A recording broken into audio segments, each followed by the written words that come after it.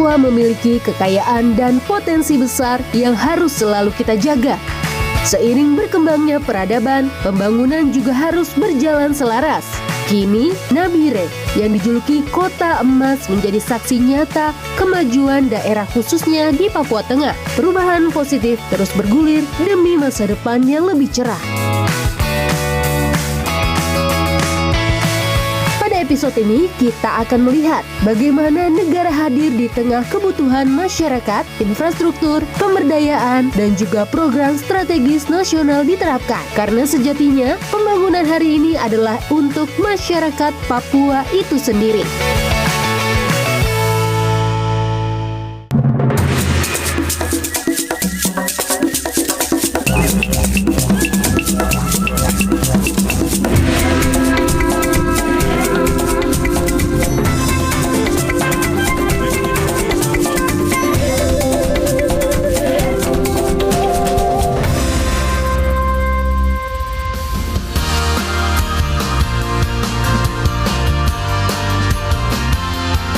Suatu kebanggaan bagi saya menapakkan kaki di leher burung Pulau Papua, di sebuah kota yang strategis dengan potensi wilayah yang begitu manis. Selamat datang di ibu kota Papua Tengah, Kabupaten Nabire. Kami hadir di sini guna menjawab setiap keraguan bahwa setiap pembangunan adalah langkah kemajuan. Infrastruktur serta pemberdayaan menjadi satu tujuan, yaitu membawa rakyat Nabire menuju gerbang kemakmuran. Bersama saya Vinda Andrian, mari kita lihat pembangunan di Nabire dan juga mendengar suara Papua.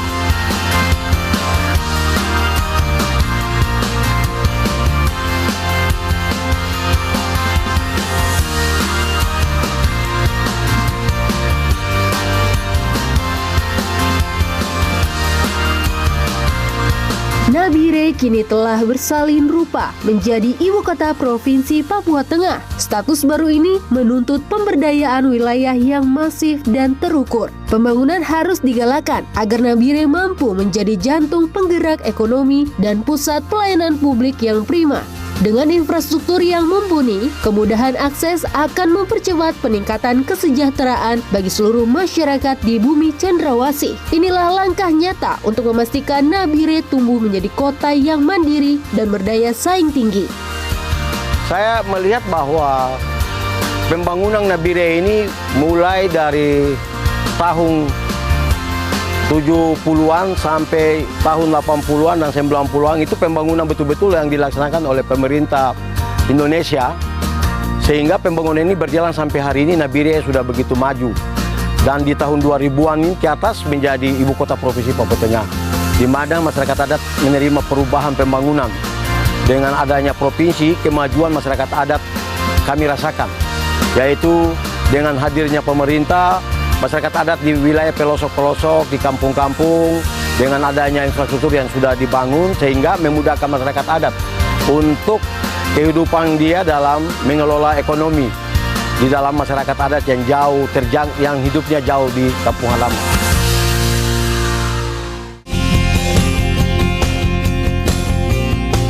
Proses pembangunan di Papua tentu harus berjalan harmonis dengan hukum adat setempat. Kelengkapan perizinan dan kerjasama erat dengan tokoh masyarakat menjadi kunci utama. Semua pihak harus memiliki pemahaman yang sama bahwa pembangunan ini sangat dibutuhkan. Sinergi yang baik akan membuat proyek strategis berjalan lancar. Kemajuan infrastruktur akan membawa dampak positif bagi ekonomi dan kesejahteraan rakyat di tanah Papua. Masyarakat adat hidup itu tanpa adatnya maka tidak akan bisa. Sehingga adat itu sebagai hukum yang melindungi kehidupan mereka, norma-norma yang diatur oleh adat. Sehingga adat ini penting. Sehingga dengan pembangunan bukan berarti kita menolak. Nah, kita tidak menolak juga. Kita tidak alergi dengan pembangunan. Masyarakat adat harus menerima pembangunan untuk kebaikan mereka. Nah, tapi tidak menggeserkan nilai-nilai adat.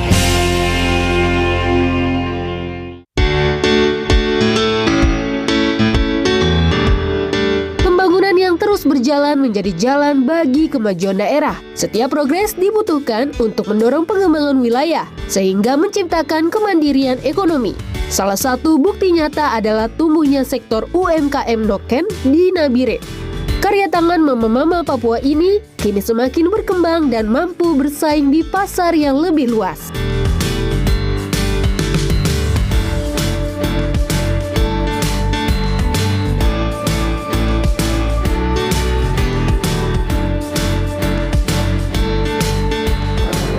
adalah salah satu contoh masyarakat yang memang sudah mandiri secara ekonomi begitu ya, bisa saya bilang. Ini adalah salah satu UMKM yang ada di Nabire. Ini saya sama Kakak Kor lagi mau pilih-pilih untuk membeli noken. Ini satu, sama satu lagi saya mau tambah lagi. Yang mana ya? Saya bingung yang mana ya.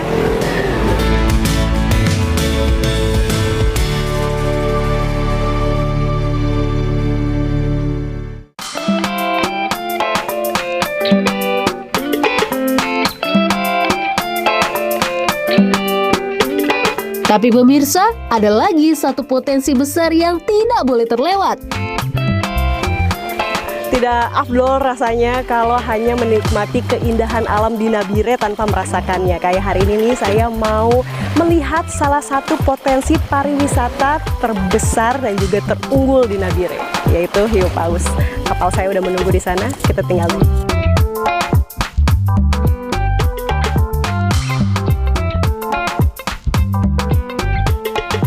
Nabire menyimpan pesona laut yang sangat luar biasa. Salah satu daya tarik utamanya adalah kehadiran Gentle Giants of the Sea atau hiu paus. Raksasa laut ini merupakan salah satu spesies ikan besar di dunia yang bisa tumbuh hingga belasan meter. Meski memiliki ukuran yang sangat besar, mereka adalah makhluk jinak yang sangat ramah terhadap manusia. Di Nabire, khususnya di kawasan Teluk Cendrawasih, hiu paus bisa ditemukan dengan mudah sepanjang tahun. Mereka sering muncul di sekitar bagan nelayan untuk mencari makan. Fenomena unik ini menjadi potensi wisata dahsyat bagi Nabire. Wisatawan dari berbagai negara maupun lokal datang untuk merasakan sensasi berenang bersama sang raksasa.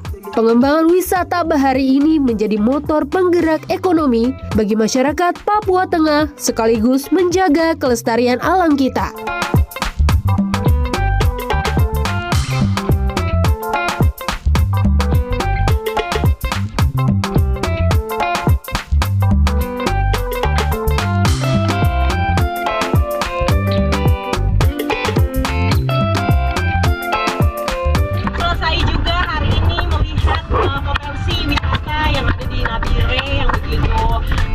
Yang begitu megah, yaitu hiu paus.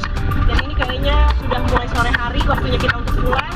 Hiu pausnya juga sudah mulai menjauh dari tambak, jadi sebaiknya kita pulang dulu ke pulau. Kabupaten Nabire itu tanahnya kaya raya, sangat subur, potensi laut oke, potensi darat oke, kemudian tambang oke, hutan oke, pertanian oke. Sehingga Nabire itu menjadi kota berkat bagi beberapa kabupaten yang terletak di kawasan Provinsi Papua Tengah. Sepanjang pesisir ini, objek-objek wisata ini sudah jalan. Kita melalui Dinas Pariwisata juga ada beberapa tempat itu kita perbantukan masyarakat untuk homestay, tempat koteks atau apa, kita sudah peralatan kita bantu kepada mereka masyarakat. Kemudian melalui Dinas Perikanan pun sama. Nah, itu bantuan untuk speed, bantuan untuk motor Johnson, peralatan-peralatan untuk nelayan kita perbantukan mereka. Sama juga pertanian, sama juga perikanan, kemudian sama juga peternakan, sama juga di bagian daerah pegunungan juga sama.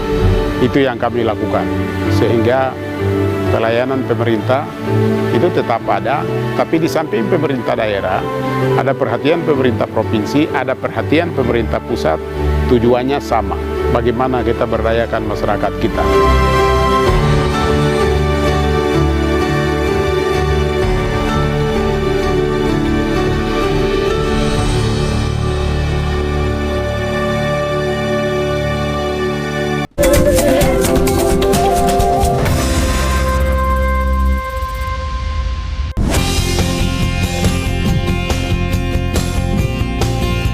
Sebelum mengenal lebih jauh, saya belajar terlebih dahulu tentang budaya dan kultur di Nabire.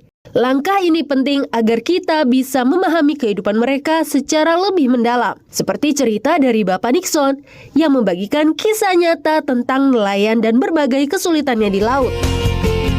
Potensinya kan semua nelayan, cuma begitu berapa tahun silam ini kan kita kendala dengan pasang surut air sama kondisi laut toh. Kondisi laut di laut sini kan kadang angin, kadang teduh. Kalau posisi pantai ini kalau gelombang agak setengah mati. Agak setengah mati keluar dari muara sini keluar karena gelombangnya sini tuh besar. Itu ada bulan-bulan ya Pak? Ada kalau misalnya ombak besar. Bulan kemarin tuh kan ada musim gelombang sama musim angin. Nah, bagaimana masyarakat di sini menghadapi musim gelombang seperti itu Pak? Apakah tetap mencari ikan atau ada alternatif lain mungkin? Nelayan-nelayan? Jalan keluar solusinya tuh kita kadang tuh gunakan air pasang begitu. Pas pasang surut baru nelayannya keluar. Mencari sampai pasang surut, begitu pasang naik lagi baru nelayan pulang.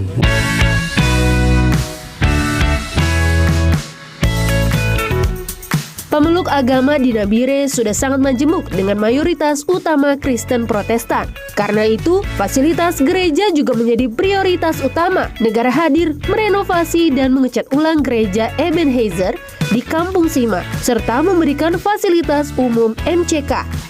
Bantuan ini menjadi titik awal kesejahteraan rakyat di Sima.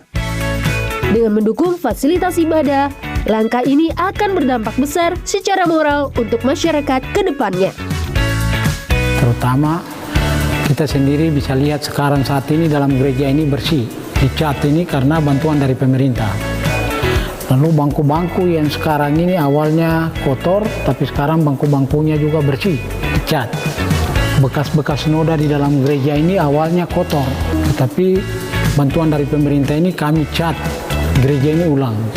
Termasuk keyboard ini, iya alat musik ini kan bantuan dari pemerintah. Lalu ada 2 MCK yang kami perbaiki, ada di belakang untuk melayani pada saat ibadah. Jemaat ini saat mungkin ada yang mau buang air kecil itu ke toilet di belakang, ada 2 toilet. Lalu kami berterima kasih kepada pemerintah karena sudah menolong kami dengan cat yang kami cat keliling pagar-pagar gereja ini. Ya, jadi baru akhirnya. Termasuk dinding di dalam dan bagian luar itu kami cat. Karena atas apa yang pemerintah bantu kami itu yang kami gunakan untuk perbarui gereja ini kembali.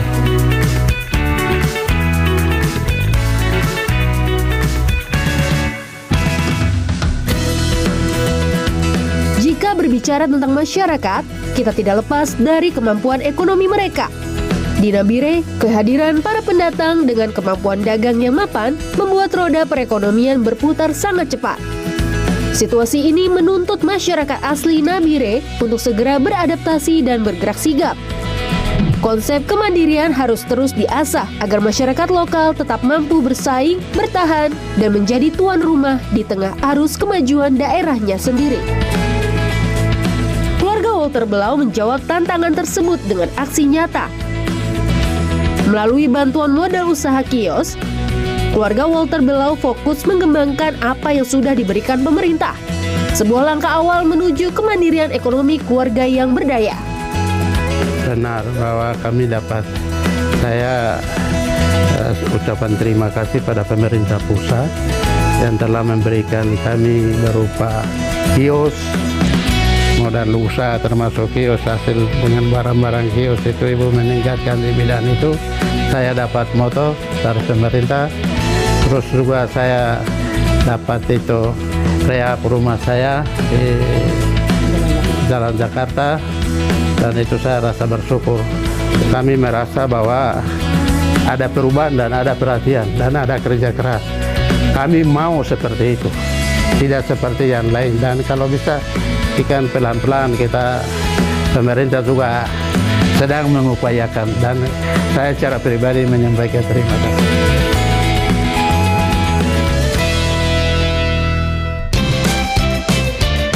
Dari Agus Rumatra hingga Walter Belau, sumbangsih pemerintah memberdayakan masyarakat di sini begitu nyata. Ketika pemberdayaan berhasil, pemerataan juga sangat dibutuhkan. Program strategis nasional sebenarnya memiliki tujuan utama untuk mewujudkan hal tersebut. Contoh besarnya adalah program Makan Bergizi Gratis atau MBG. Salah satu program strategis nasional di sektor kesejahteraan ini adalah pengembangan dari dampak pemberdayaan masyarakat dengan target pemerataan. Saat ini di Nabire, program MBG sudah berjalan dengan lancar, walaupun masih ada beberapa sekolah di wilayah 3T yang belum terjangkau dapur MBG. Namun, kini mayoritas masyarakat sudah terbuka dan merasakan dampak positif dari program ini secara masif. Untuk pembagian MBG di Kabupaten Nabire, kita bagi dalam 2 zona, ada zona aglomerasi dan 3T. Nah, untuk zona aglomerasi itu sudah 90%, untuk zona 3T yang masih sama sekali belum tersentuh. Jadi, kami juga berharap semoga ke depan untuk pembagian MBG di daerah 3T ini bisa lebih masif. Kalau untuk perkotaan sudah 90%. Untuk khusus di sekolah ini itu 90%, karena yang 10% ini adalah masyarakat kita dari Papua secara khusus pegunungan yang memang mereka perlu edukasi lebih dalam terkait MBG sehingga mereka bisa membuka diri untuk menerima. SDN Jayanti di Nabire menjadi saksi atas hasil positif dari program Makan Bergizi Gratis.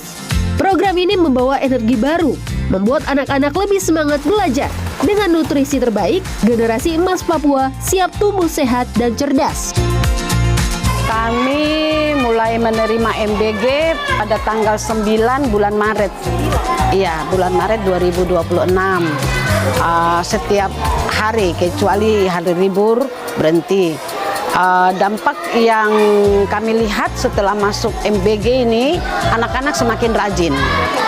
Semakin rajin. Kalau untuk mau tambah pintar, kami belum bisa. Nanti mungkin setelah selesai ujian, baru kami lihat peningkatan nilainya bagaimana. Iya, dibandingkan sama tahun lalu begitu ya Bu ya? Iya. Dari pihak sekolah untuk nanti keberlangsungan MBG selanjutnya agar bisa dinikmati semua siswa. Bagaimana caranya? Kami tetap berusaha sih untuk sosialisasikan bagaimana pentingnya MBG ini di sekolah. Karena selama ini setelah ada MBG, anak-anak nggak terlalu banyak jajan lagi. Iya, tidak terlalu iya. Terus itu anak-anak semakin rajin sekolah, seperti itu.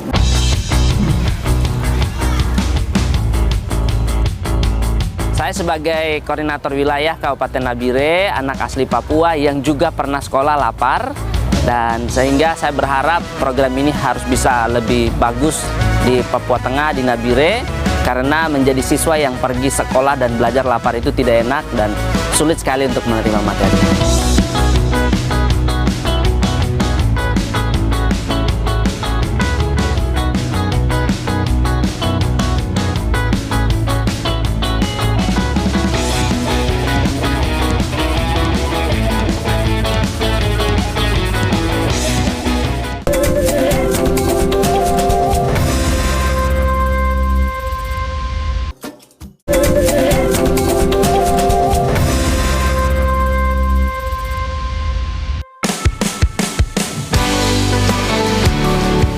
Kemandirian pangan dan ekonomi kini menjadi fokus utama masyarakat di Nabire. Ibu Kuriana Ramande adalah salah satu bukti nyata dari semangat tersebut. Beliau mampu berdiri sendiri, mengelola potensi daerah, dan menjadi contoh yang baik bagi warga sekitar. Keberhasilan ini membuktikan bahwa masyarakat lokal memiliki daya saing tinggi untuk mewujudkan kesejahteraan di tanah kelahiran mereka. Awalnya mulai tahun 2022, kemudian secara mandiri untuk saya mulainya tahun 2024. Jadi 2022 itu saya memulai dengan membantu orang tua, menjalankan usahanya orang tua. Meneruskan. Kemudian saya melihat bahwa usaha ayam petelur ini menjanjikan. Yang pertama saya sudah bisa karena sudah belajar. Di tahun 2024 saya memberanikan diri untuk menjalankan usaha ini sendiri. Untuk awal-awal itu kami diragukan karena kami adalah orang Papua yang menjual telur. Nah, di situ mereka meragukan dan bertanya ulang-ulang. Ini siapa punya kandang? Kandang dari mana? Ya gitu, karena memang jarang sekali ada orang Papua kemudian di Papua Tengah, di Nabire, itu masih sedikit sekali orang Papua yang menekuni usaha ayam petelur. Apakah ada perbedaan Bu sama masyarakat sekitar di tahun ini atau beberapa tahun lalu, perbedaannya seperti apa Bu? Yang pertama, berdampak untuk masyarakat, saya menciptakan lapangan kerja untuk masyarakat setelah punya peternakan ini. Selain di peternakan, saya juga punya lapak, jadi mempekerjakan orang-orang asli Papua yang bekerja, lapak sembako dan juga untuk distribusi telur. Usaha Ibu Kuryana Ramande sangat membantu program strategis nasional di sektor swasembada. Kebutuhan telur untuk program makan bergizi gratis kini dapat tercukupi dengan baik. Kualitas yang terjamin menjadi kunci utama dalam menjaga nutrisi anak-anak di Nabire. Ya, MBG ini salah satu program Bapak Presiden yang sangat menolong dan membantu dan sangat luar biasa sekali. Dengan adanya MBG, permintaan telur itu sangat tinggi. Jadi memang kami mensuplai beberapa telur ke beberapa supplier untuk ke dapur MBG.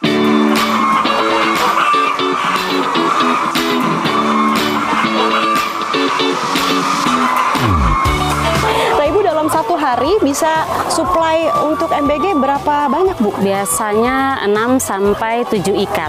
Oh, telur. Berarti dalam satu ikatnya itu ada berapa? Ada 6 rak. Oh, ada 6 rak? Iya. Berarti banyak juga ya Bu ya? Ya, cukup banyak.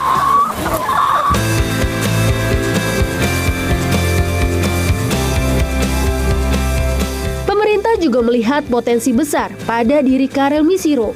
Maka, bantuan modal usaha untuk pembangunan kolam dan bibit lele segera diberikan. Langkah nyata ini diharapkan mampu mewujudkan swasembada pangan yang merata sehingga menyentuh hingga ke akar rumput. Karel Misiro sebagai Ketua Lembaga Masyarakat Adat Kabupaten Nabire ditunjuk sebagai contoh nyata. Beliau diharapkan mampu membantu warga sekitar untuk bekerja dan berusaha. Dengan begitu, masyarakat bisa memenuhi kebutuhan mereka sendiri sehingga kemandirian pangan benar-benar terwujud. Dengan adanya renovasi rumah, bahkan juga ketahanan pangan yang diberikan, salah satu adalah kios dengan kolam ikan dan renovasi. Kami mengucapkan banyak terima kasih terhadap pemerintah pusat yang sudah memberikan bantuan ini dan sangat membantu kami, khususnya lembaga masyarakat adat wilayah Kabupaten Nabire, dan ini sangat menolong kami. Konsep ketahanan pangan memang harus merujuk pada kebutuhan dan kebiasaan masyarakat sehari-hari. Pendekatan ini dapat membantu warga Nabire agar bisa beradaptasi dengan cepat. Dengan begitu, masyarakat juga mampu untuk berdiri sendiri dan kuat secara ekonomi. Peter Hubi adalah saksinya. Kepala suku Nayak ini diberikan bantuan bibit babi dan juga renovasi kandang babi. Ini membuktikan bahwa negara tidak asal dalam memberikan bantuan. Lagi-lagi ranah adat menjadi syarat utama untuk bertindak. Saya atas nama Kepala Suku Besar Kerukunan Jaya-Wijaya Suku Nayak mengucapkan banyak terima kasih atas bantuan dari pemerintah pusat. Itu berupa babi, perbaikan kandang, motor VR, laptop, printer, kipas angin 5 buah, kursi 50 buah, radio wireless. Sangat membantu dari pemerintah pusat karena itu inventaris kerukunan untuk Jaya-Wijaya. Apakah bantuan ini dengan adanya babi dan juga perbaikan kandang babi itu menambah pendapatan untuk masyarakat di sekitar sini atau menambah pendapatan untuk Bapak sekeluarga? Babi itu untuk pendapatan menghidupi ekonomi keluarga saya, termasuk masyarakat. Karena babi itu apabila kalau beranak, saya bagi. Mereka juga termasuk menghidupi ekonomi keluarga masyarakat.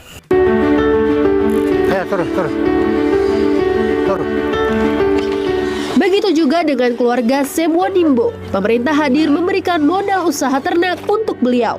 Kini usaha ternak babi milik Semwanimbo sudah semakin stabil sejak bantuan dari pemerintah pusat datang. Keberhasilan ini menjadi bukti nyata bahwa dukungan yang tepat sasaran mampu mendongkrak ekonomi keluarga secara berkelanjutan.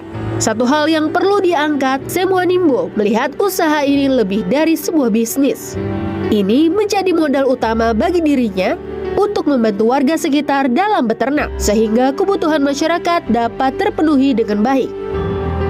Jadi selama ini kami hidup ke masyarakatan. Saya dari jadi kepala suku ini, saya punya usaha itu ternak. Jadi usaha ternak ini saya tidak pernah gunakan saya sendiri. Jadi masyarakat saya datang mengeluh untuk minta bantuan, peresmian gereja, terus ada keluarga mungkin butuh sesuatu, saya harus kasih keluar. Jadi biar walaupun harga 10 juta, 20 juta, tetap saya kasih keluar. Oh, jadi dirasakannya nggak hanya sama Bapak Sem, tapi juga sama keluarga Bapak Sem, ya. Dan juga mungkin masyarakat yang tinggalnya di daerah sini. Daerah Kabupaten Nabire ini. Begitu anak. Jadi saya punya ternak babi ini, saya tidak pernah bilang istilahnya bisnis atau jual beli. Oh, baik. Jadi saya punya kasih kepada masyarakat ini, datang minta tolong, saya beri bantu. Bantuan yang Bapak dapatkan juga berupa alat untuk pertanian, begitu betul Bapak? Ya, kemarin dapat alat pertanian dari bantuan dari Bapak Presiden, dua alat, gerobak, parang, tangkul, sikop, kami dapat itu rasakan.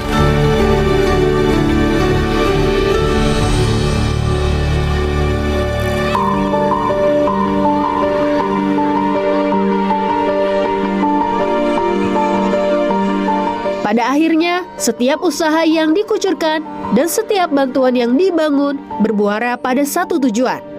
Senyuman di wajah masyarakat Papua, masa depan yang cerah bagi pemuda, dan perut yang kenyang bagi anak-anak kita. Pembangunan ini adalah milik kalian. Negara hanya meletakkan batunya, namun masyarakatlah yang akan menempati dan menikmati istana kemajuan ini. Karena setiap langkah tertanam doa dan usaha untuk menjadikan Papua Tengah sebagai tanah yang diberkati dengan kemakmuran yang merata.